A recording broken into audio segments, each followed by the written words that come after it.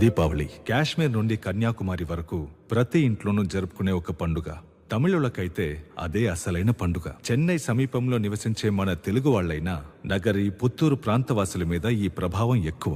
ఇంట్లో పెద్దలు తమకి ఎలాంటి బట్టలు కొనిపెడతారోనన్న ఆశతో అక్కడి పిల్లలకి 10 రోజుల ముందే మొదలవుతుంది దీపావళి. మరి పెద్దలకు అప్పో సొప్పో చేసైనా ఆ పిల్లల కళ్ళల్లో ఆనందాన్ని చూడాలన్న కోరిక, ఆ ఆశ, ఆనందాల కోసం పడే తప్పనే ఈ దీపావళి. కొట్టు విజిల్ కొట్టు బాధలన్నీ పక్కనెట్టు వచ్చే వచ్చే దీపావళి. కొట్టు అదర కొట్టు పండగంటే ఇదేనంటూ ఇంటికొచ్చే దీపావళి.